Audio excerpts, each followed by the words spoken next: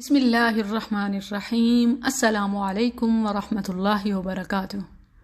میرے معزز ناظرین و سامعین، آج میں آپ کے سامنے رسول اللہ صلی اللہ علیہ وسلم اور سیدنا علی رضی اللہ عنہ کے مابین جو کھجور کی گٹھلیوں کا ایک مشہور قصہ ہے تو اس کی حقیقت سامنے رکھنا چاہتی ہوں، کیونکہ یہ ہم واقعہ سنتے بھی رہتے ہیں اور بیان بھی کرتے رہتے ہیں، لیکن ہم میں سے شاید ہی کسی کو معلوم ہو کہ اس کی حقیقت اور ہسٹری بیک گراؤنڈ کیا ہے۔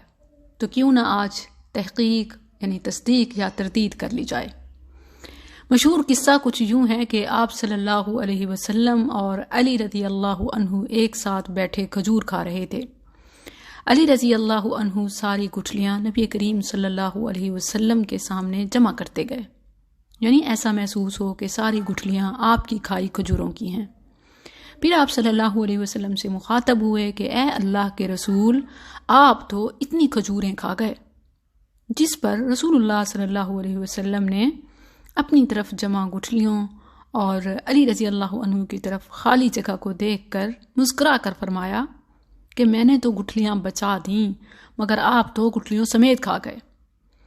یہ قصہ اردو، انگلش اور دیگر زبانوں میں بھی جوکس اور نبی صلی اللہ علیہ وسلم کی حاضر جوابی اور ظریف الطبع پرسنالٹی کے حوالے سے بیان کیا جاتا ہے۔ اس کی کیا حقیقت ہے؟ میں نے جب تحقیق کی تو مجھے معلوم ہوا کہ اہل علم نے اس قصے کے حوالے سے لکھا ہے کہ لم یثبت عن النبی صلی اللہ علیہ وسلم۔ یہ قصہ کسی بھی محدث، کسی بھی مفسر اور کسی بھی اتھینٹک تاریخی کتاب میں نہیں ہے۔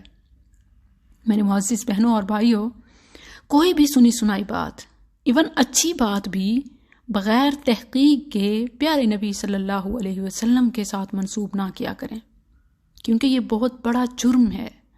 متفق علیہ حدیث ہے، من کذب علی متعمدا فلیتبوأ مقعدہ من النار۔ جو شخص جان بوجھ کر مجھ پر جھوٹ بولے، یعنی کوئی چیز میری طرف منسوب کر دے اور حقیقت میں وہ میری نہ ہو، تو وہ اپنا ٹھکانہ جہنم میں بنا لے۔ ہم عام طور پر جان بوجھ کر تو نہیں کرتے، مگر سنی سنائی اور اسی طرح سستی اور لا علمی میں ضرور کرتے ہیں۔ علم و تحقیق سے ہمارا کوئی واسطہ نہیں ہے، کوئی دلچسپی نہیں ہے۔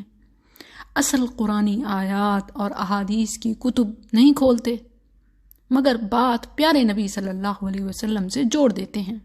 یہ کبیرہ گناہ ہے۔ جس بات کا حوالہ نہیں، وہ کم از کم نبی صلی اللہ علیہ وسلم یا دین سے مت جوڑیے۔ ہاں، آپ کوئی بھی کوٹ، کوئی بھی مشورہ آپ اپنی طرف سے دے سکتے ہیں، مگر دین کے نام پر نہیں، نبی صلی اللہ علیہ وسلم کی حدیث کے طور پر نہیں۔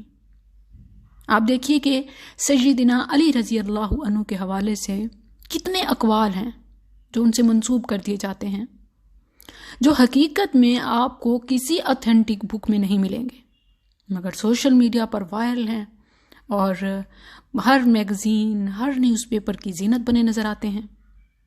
اس حوالے سے سچے مسلم اور محب رسول صلی اللہ علیہ وسلم پر لازم ہے کہ وہ اپنے رسول صلی اللہ علیہ وسلم سے منسوب ہر خبر پر نظر اور ہر بات کی تحقیق ضرور کریں۔